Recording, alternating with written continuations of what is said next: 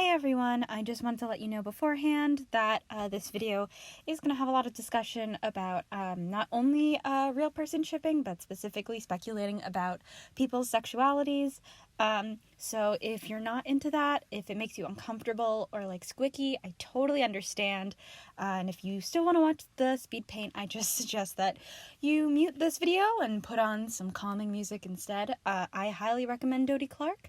And also I just wanted to say that this is absolutely not me trying to attack anyone, especially since all this 1D stuff was like, well, it was mostly years ago.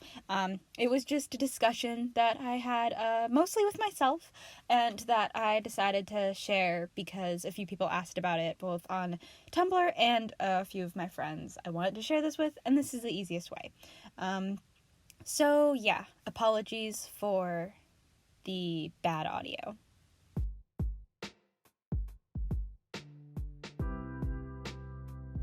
Okay, so I have no idea how well an iPad records audio, and I'm not using a microphone, and it's not that close to my face. So we're just gonna have to really hope that that you can hear it, because I am not gonna say it again, because well, this is already a waste of my time and your time, honestly. But listen, I thought about this for like 45 minutes yesterday, and then I thought about it some more, so I gotta get it off my chest, and I just gotta say some words and yell some words and ramble some words, and then maybe we will come to some sort of conclusion at the end of this video, and maybe not. Probably not. Let's go with probably not. So, disclaimer before I begin, I don't know anything about One Direction. I was never part of the fandom or bandom or whatever it is.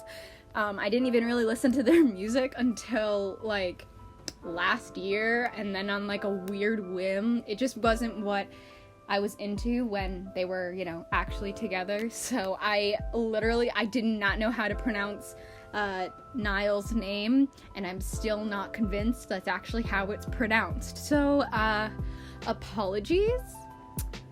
Yeah, apologies on that one. I do not know anything about the bandom dynamics other than some ships ruined some friendships. That's literally all I know. I did watch like a few videos on why Harry and Louis, I think, were definitely absolutely dating, and that girl the dude was dating wasn't real. Like, she was like an actress, but I don't know if that counts as like hard research. This is just words that I am spouting, and I was thinking about it because After is out, and I have read about, I think it's like 40 chapters of After, out of 100, and people have been talking about Ship It. I haven't read Ship It, but my sister has, so we own the book. It's sitting on my shelves, as I debate whether I want to go through it or not. But I have read that one really long review that basically tells the whole story. So a combination of, After, Ship It, and then like seeing a few people talk about celebrities and sexuality, theories for celebrities. It just all kind of combined in my mind, and then I was thinking about this. So this is where we are. I don't know if the words I'm saying are making sense, and we're all gonna have to live with that. I have a little list here, and I don't know if it'll help me be coherent or not, but let's go, and let's go wild. Also, I want to say that I'm really not a big fan of shipping real people. I think it's super awkward. They aren't fictional characters that you can just like headcanon things. That's like their personal life and whatnot. You can be like, cool, I think that these two might be in a nice relationship, might be nice in a relationship together. They might look cute, and like, it's one thing if you do that with your friends. It's another if you like obsess over them online. And I also this might get on the verge of that, I guess, and like theorizing about people. So if you're uncomfortable with that, I totally get it. If this isn't your jam, find some other jelly on YouTube, and I totally understand, because typically this isn't my thing either, but I've been thinking about it, and I think that there are some possible implications of One Direction shipping that, I just came up with yesterday when I was supposed to be working on a romanticism essay, and okay, so, I don't know exactly what Harry Styles' sexuality is. I'm pretty sure he came out. He had that one song, what is it, Medicine, and he has a gay pride flag, right, on his guitar. That's not something straight people do. I'm 99% sure he is out as not straight.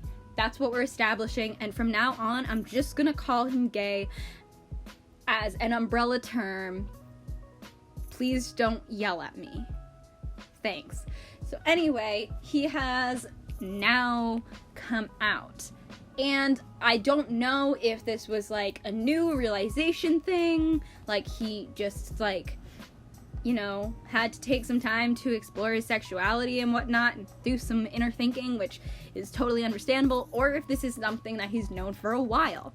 But we all know how common various 1D ships were, because I'm pretty sure it was him and Louis who have said, and do not quote me on this because again, I have done negative research for this and I refuse to Google it, that that their friendship was ruined by it. So he was at least aware of it. And I don't know the most about romance being aspec, but from what I do know, I know that it's not that uncommon for someone to get a crush on their friend. And how long that lasts, and how that affects their relationship or whatnot, I think that depends on the person. Sometimes it's just I really like you, and for people who aren't straight, it can also be really confusing, because it's wait, but what are these emotions? What am I feeling? I don't know. So I'm saying that it's maybe not impossible that since that these were the dudes that they were always these are the guys you hang out with most of the time, these are the people you tour with, these are the people who get you, and then there's always that whole these are the guys who they understand me, they're not gonna be trying to date me or whatever just for the fame or whatnot. So I don't think it's out of the ordinary to say that someone may develop a crush on their band member, but have we thought about how terrifying that would be if there were a huge fandom that was obsessed with you and this friend of yours, and that you two were in a relationship, because coming out can be really hard, and you want to do that on your own terms. So to be famous, I mean, you obviously have paparazzi and stuff and all sorts of things that you just have to learn to ignore, but for you to be in the closet and then have all these online fans constantly harassing you about your relationship with your bandmate, what? How scary must that be?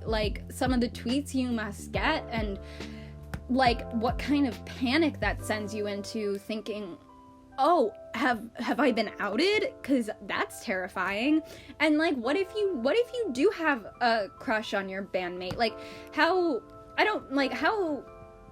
embarrassed, I don't know if embarrassed is the right word, but how embarrassing do you think that feels to especially if I don't know if this is something people who are famous talk about, if they joke and send each other ha ha ha, I saw this article about why we're totally together, that sounds like something that would make you break into an absolute cold sweat. And maybe I've just been reading way too much fan fiction, and I've read a lot of fan fiction, but if you think about real life, how scary and terrifying that is if you are in the closet, and to know that people are constantly gossiping about your sexuality, and that's your business. Like, they don't need, your fans don't like have any right to know it. And then when you do come out, I don't know if this was a thing when Harry did come out, but there's always, I feel like, if, like, you'd have to think about that. Like, if you were gonna come out, on, like, that level, on, like, that publicly, like, would that be overshadowed by people being like, oh my god, like, were they dating? Did he have a crush? Like, would people be doing what I'm doing right now? Did people do that? Like, it sounds like, oh my god. I've been thinking about this nonstop, because, like, this, I know that, real life person shipping, that was worded terribly, has just, like, absolutely, like, ruined friendships, and I know that, like, it's really hard, and it can be very difficult for some people to handle, because, like, it's intense, fandom is intense, it's a lot, and for that type of pressure and, like, those things, what you do with fictional characters, applying that to real people, like, that does affect real people, but then to add the added layer of, like, some aspect of that being true, and the fear of someone constantly having that fear of, what if they find out? Like, what? I don't know if I have anything else to say. I'm sure, I'm like 1,000% positive that this has been talked about among people who are in, like, fandoms and, I don't know, K-pop stans and whatnot. You know, what it means to be a real person shipper. But, like, oh man.